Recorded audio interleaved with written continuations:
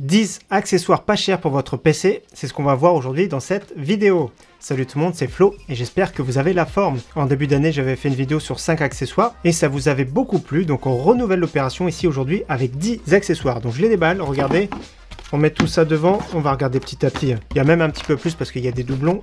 Je vous montre, regardez tous ces accessoires là, regardez.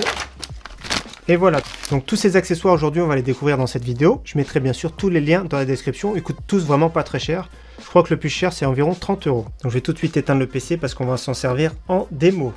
Donc c'est parti, on commence par 3 accessoires similaires, ce sont des supports pour cartes graphiques.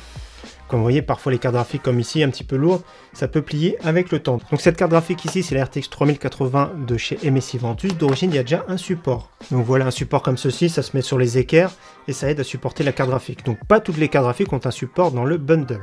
Donc c'est bien d'avoir des petits supports alternatifs. Donc il y a 3 modèles ici, on en a déjà découvert sur la chaîne, mais je trouve que c'est sympa de découvrir des nouveaux. Donc le premier ici, il est vraiment très petit comme vous voyez.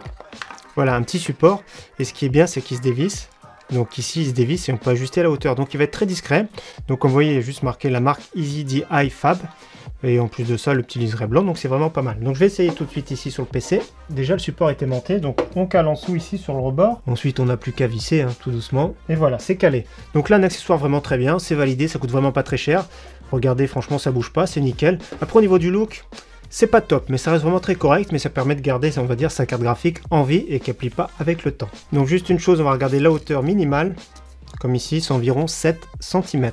Donc voilà, je remets ça dans sa boîte, c'est validé. Deuxième support qu'on va découvrir également ensemble. Donc là, cette fois-ci, c'est de l'adressable RGB. Donc là, ça fait plaisir.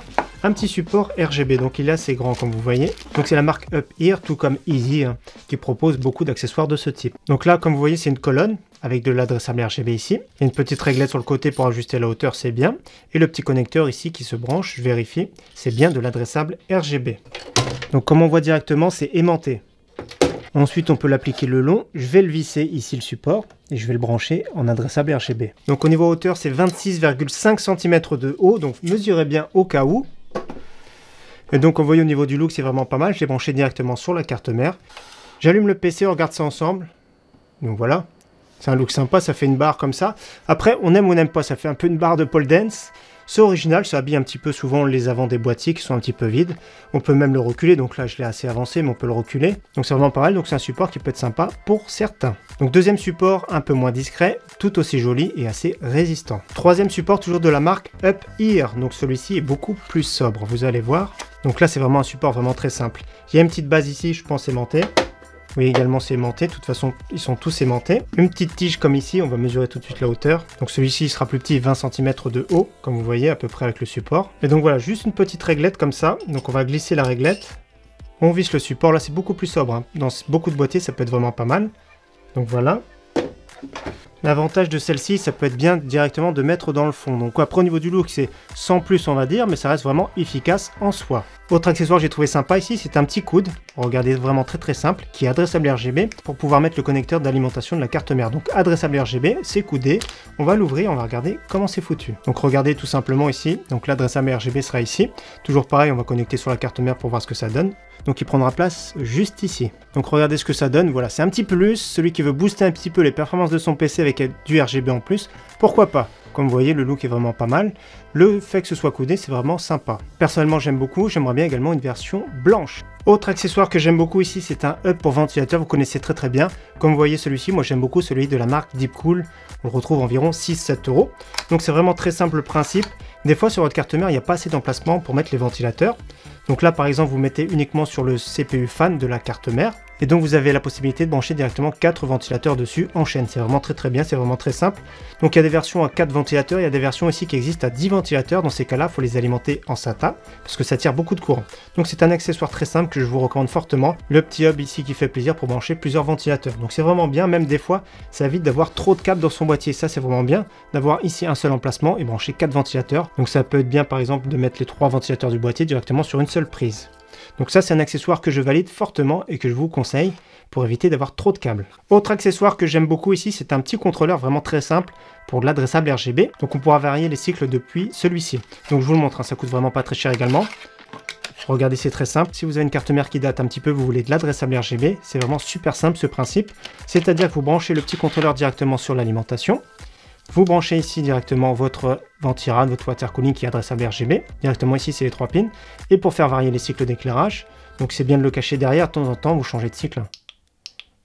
Voilà, vous appuyez dessus, vous changez les cycles. Donc là, c'est vraiment dommage, il n'y a qu'une seule prise. Et donc, je vais vous montrer un accessoire pour dédoubler tout ça. Donc, si vous avez plus d'accessoires adressables RGB à mettre dessus, je vais vous montrer de suite. Donc, dans ces cas-là, je vous conseille un hub adressable RGB comme ici. Je vais vous le montrer de suite. Donc, regardez, c'est vraiment très simple comme principe. Je vais vous montrer avec le contrôleur plus tôt. Donc, ce contrôleur, comme j'ai dit, vous l'alimentez en SATA. Ensuite, vous branchez directement dessus, sur votre dédoubleur. Voilà, ensuite vous pourrez brancher 4 accessoires ici, adressables RGB très simple. Et au besoin dans le bundle, il y a tous les picots, il y a juste à clipser comme ça dedans.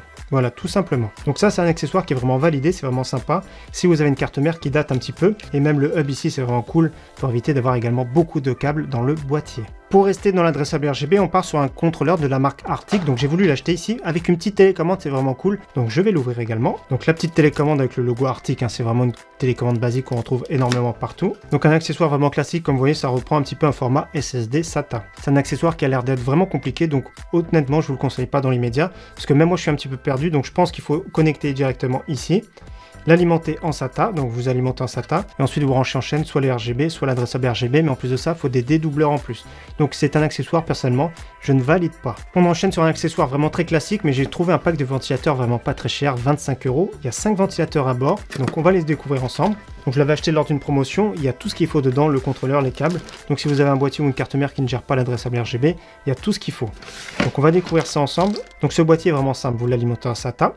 Le petit bouton, c'est pour changer les cycles d'éclairage. Et ici sur la carte mère, vous branchez directement et l'adressable RGB et le câble également pour les ventilateurs. Et donc avec ça, vous avez la possibilité de brancher jusqu'à 7 ventilateurs en chaîne. Donc ce soit pour gérer et l'adressable RGB et pour gérer le ventilateur directement. Donc 1, 2, 3, 4... 5, 6, 7 ventilateurs dessus, donc dans la boîte il y en a 5. Vous pourrez brancher en plus de ça dessus par exemple votre water cooling. Pour 25 €, franchement c'est vraiment pas mal. Il y a toutes les vis dans le bundle bien sûr. Il y a des petits cils en bloc en caoutchouc, donc dedans je pense que c'est pour les ventilateurs. Donc oui, c'est vraiment pour les ventilateurs les petits cils en bloc pour mettre juste ici, comme vous voyez l'emplacement, pour mettre le petit cil en bloc en caoutchouc. Donc des ventilateurs basiques comme vous voyez de la marque Up Ear. Fabrication ça reste correct, je vais en brancher, on va quand même écouter le bruit. Donc voilà, je l'ai branché directement en bas de la carte mère, on va clipser dessus. Donc comme vous voyez déjà au niveau du look, hein, c'est vraiment pas mal, je rapproche un petit peu. Vraiment c'est pas mal, de toute façon le RGB sur le blanc ça reflète bien. On va écouter le bruit, je me tais, je vais rapprocher du micro. Ça a l'air d'être vraiment pas mal, hein, franchement au niveau du bruit et au niveau du look. Donc un pack de ventilateurs ici de 5 ventilateurs avec contrôleur pour 25 €, pour moi c'est vraiment une très bonne affaire. Donc je vais éteindre ça avant de me blesser. Voilà. Donc voilà, beau petit ventilateur, hein, franchement, moi j'aime bien. Ce qui est vraiment dommage, c'est le fait de devoir ajouter si les petits cils en bloc en caoutchouc. On va dire que ça fait du travail en plus. Donc voilà, un petit accessoire ici, validé. Autre accessoire que j'aime bien, toujours de la marque Up Ear. Donc j'ai pris en version noire, version blanche ici. Donc c'est comme pour le Fantex ici, là c'est fourni d'origine. C'est pour gainer un petit peu les tuyaux de water cooling. Donc version blanche, hein, je vais l'utiliser parce que d'origine Fantex fournit des versions noires. Donc il suffit juste de clipser comme ça, c'est vraiment pas mal. Moi j'aime bien ce principe. Donc voilà. Et ça, on dirait que c'est à peu près les mêmes que ceux de Fantex d'ailleurs. Ils ressemblent énormément. Donc là, personnellement, je trouve que c'est beaucoup mieux en version blanche. Donc c'est vraiment pas mal, ça coûte pas très cher. C'est vraiment un accessoire que j'aime beaucoup et j'ai découvert, donc franchement, pas mal du tout. Donc la version blanche, voilà, on retire. Je vais essayer de pas trop abîmer le tuyau. Voilà. Donc voilà, il ressemble énormément à ceux fournis par Fantex, sauf qu'il y a le logo Up Ear. On enchaîne sur un accessoire qui coûte quand même assez cher. Donc c'est des front panel extension kit de la marque Corsair. Donc c'est compatible bien sûr avec tous les boîtiers, toutes les marques. Donc là c'est Corsair qui fabrique ça, c'est vraiment top. Si vous voulez un maximum de blanc dans votre boîtier, comme vous savez, les boutons ici de la façade sont souvent multicolorés, que ce soit même l'audio de la façade, tout ça c'est vraiment pas très joli. Les câbles USB également, des fois c'est multicolore. Le câblage c'est vraiment top ici d'avoir des extensions, notamment même pour l'USB 3.0, l'extension en blanche. Ça c'est vraiment pour les adeptes vraiment du full white. Donc je vais l'ouvrir. Donc voilà à quoi ça ressemble ici pour l'USB 3 par exemple, c'est vraiment bien gainé, c'est vraiment pas mal. Là on a tous les branchements de la façade directement ici, c'est vraiment cool. Également pour l'HD audio, comme je vous ai dit, souvent c'est multicolore, c'est pas très joli. Et donc le câble d'extension est ici, USB 2.0 également, c'est vraiment plus joli, parce que d'habitude c'est également multicolore. Donc c'est un kit vraiment pas mal, c'est vraiment pour les adeptes du full white. On enchaîne sur un accessoire que je me sers régulièrement ici, alors vous vous demandez sûrement ce que c'est. C'est un petit bouton ici, Power. Donc ici c'est pour directement le power SW, le power de la façade. Donc ça peut être bien, je m'en sers de temps en temps quand je monte des PC hors boîtier, ça peut être vraiment bien. Et si votre PC démarre pas, ça peut être également bien, ça peut être un diagnostic. C'est-à-dire que le bouton de la façade power peut être défectueux. Donc là on vérifie tout de suite, on va mettre le power et on va voir si ça fonctionne. Donc j'ai débranché le power ici de la façade directement. J'ai branché dessus, il existe même des sans fil, j'avais testé il y a très longtemps. Ça existe en version power sans fil, avec télécommande directement. Donc là j'allume le PC et j'appuie dessus, ça va démarrer le PC. Voilà, c'est top. Donc si par exemple vous avez un PC qui ne démarre pas, ça peut être une idée à tester. Donc moi j'aime bien ce principe là, c'est vraiment top. Normalement je vais l'éteindre. Voilà, ça l'éteint, donc nickel. Et donc je vous présente le dernier accessoire, j'en avais parlé en vidéo quand j'avais présenté un PC full Corsair. Donc ici c'est des barrettes de RGB mais sans mémoire, donc 0 Go, c'est des versions 0 Go, ça coûte une trentaine d'euros. Je vais changer de PC, je vais vous montrer de suite. Donc il y a quelques temps j'avais présenté ce PC là, mais il a deux barrettes ici, comme je vous montre, il avait ces deux barrettes là dedans.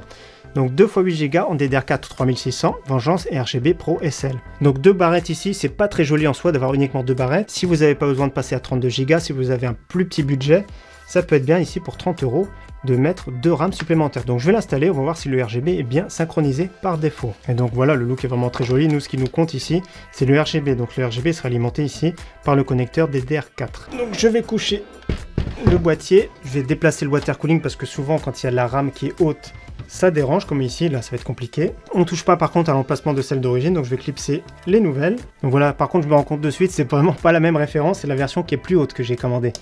Donc je me suis fait avoir, mais voilà, au niveau du look, on va l'allumer, on va voir ce que ça donne. Donc ça, ce sont les barrettes que j'ai commandées, hein. Vengeance RGB Pro, c'est un ancien modèle. Et donc moi ici, j'avais la version SL qui était beaucoup plus courte. Donc je me suis trompé, faites pas la même erreur que moi. Donc on va démarrer de suite, on va voir ce que ça donne quand même au niveau du look. Les 4 barrettes sont bien synchronisées, mais au niveau du look, hein, c'est vraiment pas terrible. En plus de ça, du coup, maintenant, c'est plus compliqué pour le water cooling. Donc voilà, faites bien attention à ça. Donc je vais mettre ce PC de côté, hein, je vais le remonter tout à l'heure. Et donc ça reste une mauvaise surprise, mais la plupart des accessoires de cette vidéo, personnellement, je suis fan. Sauf, vous faites pas avoir comme moi au niveau de la RAM. Et le petit contrôleur Arctic, voilà, sans plus, c'est vraiment pas terrible. Dans tous les cas, n'hésitez pas à retrouver tous ces produits en description de vidéo. En attendant, encore une fois, j'espère que cette vidéo vous aura plu. J'espère vous revoir très prochainement sur ma chaîne. A très bientôt. Ciao, bye.